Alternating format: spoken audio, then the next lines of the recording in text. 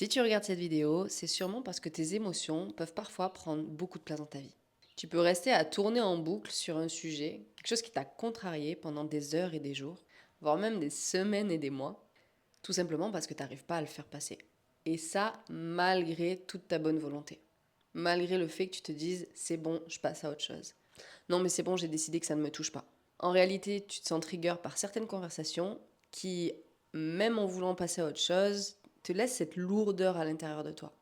T'arrives peut-être même à te sentir parfois trop dans ce que tu ressens et ne pas savoir l'exprimer parce que t'as peur de déranger ou pas envie de blesser les autres. Donc du coup, tu gardes ça en toi. Et si tu te reconnais là-dedans, cette vidéo elle est pour toi. Je m'appelle Charline, j'ai longtemps subi mes émotions, j'arrivais pas à les exprimer, à les comprendre, à les gérer. Je les voyais vraiment comme un handicap dans ma vie. Aujourd'hui, j'ai appris à m'autoréguler et à les vivre d'une manière plus saine qui me permet de les nommer et de les intégrer avec facilité. Mais ça n'a pas toujours été le cas. Pendant longtemps, j'ai lutté avec elles. Pourtant, j'étais ravie de ressentir la joie, l'excitation, l'émerveillement.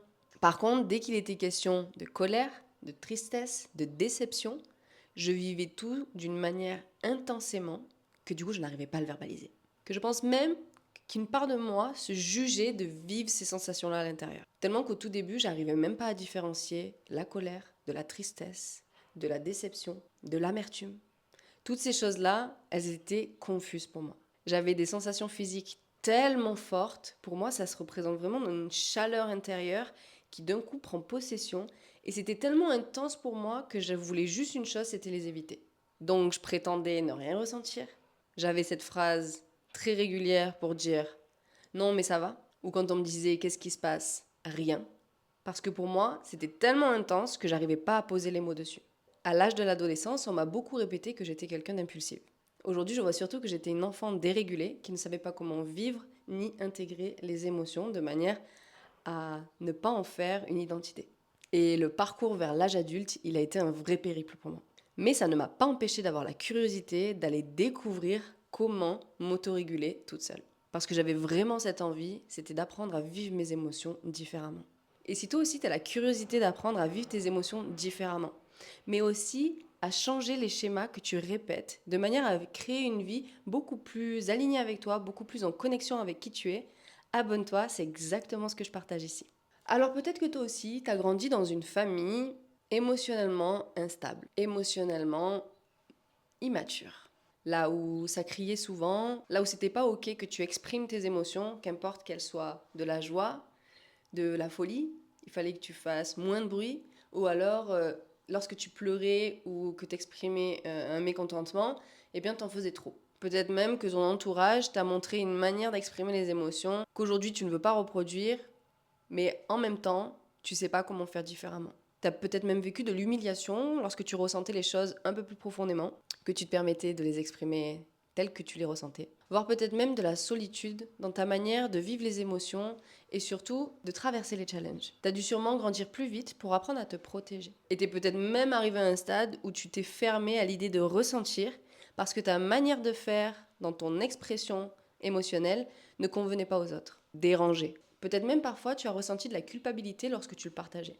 Même si tu as déjà fait tout un processus de guérison, tu te rends compte que cette facette de toi, par moment, elle est toujours active. Par moment, elle ressort. Et elle vient te jouer des tours dans certains domaines de ta vie. Dans tes relations, dans ton ambition, dans ta manière de te célébrer, ou voire même encore dans la manière dont tu exprimes pleinement qui tu es. Mais aujourd'hui, je vais partager avec toi ce qui a littéralement changé ma vie et que je transmets à mes clientes pour qu'elles puissent elles aussi réapprendre à vivre leurs émotions différemment, de manière à en finir avec la honte et l'humiliation de certaines émotions. Intégrer ce que l'on ressent plus facilement et plus rapidement sans avoir à changer qui on est. Mettre des mots sur ce qu'on ressent sans s'identifier dedans. Oui, oui, oui, on arrête les je suis. Exprimer sainement de manière à rester en relation même dans l'inconfort. Pour ne plus avoir à passer des jours à subir une émotion qui clairement n'est pas censée rester autant de temps. Et pour que tout ceci soit possible, il y a une seule chose dont on a besoin, qui, de mon point de vue, est encore trop sous-cotée aujourd'hui, c'est de devenir son propre parent. Mais laisse-moi t'expliquer. Un parent émotionnellement mature, il va nous aider à traverser une émotion. Il va nous aider à reconnaître l'émotion, à l'accueillir pleinement. Mais comme on n'a pas tous eu la chance de grandir avec des parents émotionnellement mature et émotionnellement disponible, eh bien, on va apprendre à le faire ensemble. On va prendre un exemple. Lorsqu'un enfant perd son jouet, donc que ce soit un jouet, une sucette, un doudou, le parent émotionnellement immature dirait « Arrête de pleurer, c'est bon, t'en trouveras un autre ». Le parent régulé, lui, dirait « Je vois que tu ressens de la tristesse, que se passe-t-il ?» Tu vois la diff? Ensuite, l'objectif, c'est de créer un espace pour pouvoir vivre, accueillir cette émotion. Et en même temps, l'objectif, c'est de vivre, ressentir, continuer de nommer ce qui bouge, continuer à observer le changement dans le corps pour pouvoir justement montrer qu'il y a une évolution. Pour qu'une fois que l'émotion soit traversée et vécue, on s'autodirige vers une solution. En l'occurrence, ici, ce serait d'aller chercher l'objet égaré. Sauf qu'aujourd'hui, il est probable que quand toi, tu vives une émotion, ton premier réflexe, ce soit de la réprimer, de vouloir la faire passer, d'avoir envie de faire changer ton état intérieur. Donc en gros, tu fais tout sauf l'accueillir, sauf la reconnaître. Tu as envie déjà d'être à l'étape d'après. Peut-être par humiliation, peut-être par honte, peut-être par culpabilité, peut-être par flemme, mais en tout cas, il se passe quelque chose en toi à ce moment-là qui te fait te dire non, c'est bon, il faut que ça passe. Non, c'est rien, je vais pas en parler, je vais la laisser en moi, comme ça elle va disparaître. Ou même tu dois te dire oh non, pas encore cette sensation, j'arrive toujours pas à la gérer, elle est encore là. Ou peut-être même parfois te dire qu'est-ce qui va pas avec moi de toujours ressentir ça. Et je te rassure, tout va bien avec toi, tu es juste en train de vivre une émotion que tu n'as peut-être jamais appris à nommer. Mais c'est ok. Parce que la part de toi, régulée, elle prendrait le temps de s'asseoir et de ressentir, de nommer et de rassurer. Parce qu'en gros, ce que tu es en train de vivre, cette émotion, elle te traverse, tu l'accueilles et elle bouge. Parce que c'est vraiment l'objectif d'une émotion. Donc c'est une énergie en mouvement, e-motion. Et tant qu'on cherche à maintenir l'énergie pour ne pas la ressentir, pour l'éviter ou pour, je sais pas, mais fermer les yeux par exemple, eh bien on la contracte, on la cristallise à l'intérieur. Et au lieu de durer le laps de temps qu'elle devrait durer, qui est je sais plus exactement combien de temps, mais elle doit pas durer plus d'une minute, eh bien on peut se la garder pendant des heures, des jours, des mois, des années. Sauf qu'en réalité, une émotion n'est pas autant prolongée. Si on la prolonge, c'est qu'on le fait par nous-mêmes. Donc l'objectif, c'est déjà de venir la nommer, mais pas en je suis en colère, mais je ressens de la colère. Oh, c'est intéressant. Cette situation-là, cette conversation-là, elle me fait ressentir de la colère. Et si je ressens de la colère, c'est une information. Ça vient me raconter une histoire. Ça vient me dire qu'il y a quelque part quelque chose en moi qui n'est pas OK avec ça. Et plus je vais me permettre d'aller regarder, plus je vais avoir la possibilité de 1, de reconnaître, de 2, de laisser passer, de 3, d'avoir beaucoup plus d'espace énergétique, mental et émotionnel. Et ça change la vie en fait. Mais en tout cas, ce que l'on ressent ne fait aucunement partie de notre identité. Ce que l'on ressent n'est pas un je suis colérique, je suis quelqu'un de morose, je suis quelqu'un de nostalgique. Non, je ressens. Il m'arrive par moments de ressentir de la nostalgie. Il m'arrive par moments de ressentir beaucoup de tristesse. Il m'arrive par moments, je ressens, j'expérimente. Parce que c'est ça la vie. On n'est pas figé à ressentir quelque chose encore et encore et encore. Si on le fait, c'est parce qu'on ne cherche pas à apprendre de ce que cette émotion, de ce que ce moment vient nous apprendre. C'est le fait de la réprimer qui fait qu'elle perdure. Donc, reprends bien cet exercice pour toi, d'apprendre à te parenter, d'apprendre à t'auto-réguler tel un parent.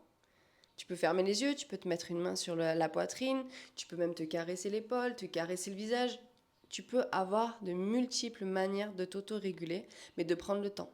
Tout va bien, je sens que tu ressens de la peur à ce moment-là, tout va bien, tu es en sécurité, tu es safe, je suis là pour toi. Apprendre à traverser ça avec toi-même. Et du moment où tu t'auto-régules, à chaque fois que tu vas vivre une émotion, tu ne vas pas aller chercher quelqu'un extérieur pour pouvoir t'apaiser. Tu vas arrêter d'aller chercher chez l'autre la sécurité que tu attends de te donner à toi-même. La sécurité que tu aurais eu besoin d'avoir quand tu étais enfant, et tu vas commencer à devenir ce parent dont tu avais besoin à ce moment-là. Tu vas commencer à vraiment jouer tous les rôles dont tu as besoin pour pouvoir te réguler toi-même, pour pouvoir vivre les émotions d'une manière complètement différente. Et je pars de loin. Et je peux vous le dire qu'il y a vraiment un processus qui te permet de créer une relation à toi complètement différente qui va vraiment t'amener quelque chose de périn, quelque chose de solide, de rassurant et surtout vraiment, si tu as des enfants ou si tu as l'objectif d'en avoir, tu vas apprendre aussi comment réguler avec un enfant. Comment réguler avec les autres autour de toi, ton compagnon, tes amis. Et ça ne va plus être juste pour toi, mais ça va être aussi ce partage de, vu que je ne suis plus instable à l'intérieur de moi et que j'ai appris, eh bien je suis aussi disponible pour les autres. Et si tu veux aller plus loin dans ce processus, j'ai créé un kit de régulation émotionnelle, actionnable étape par étape, que tu retrouveras directement dans le lien dans ma bio. En attendant, je te souhaite de t'auto-réguler de la meilleure des manières pour devenir ta meilleure alliée dans ces moments-là. Bisous, à bientôt dans une prochaine vidéo.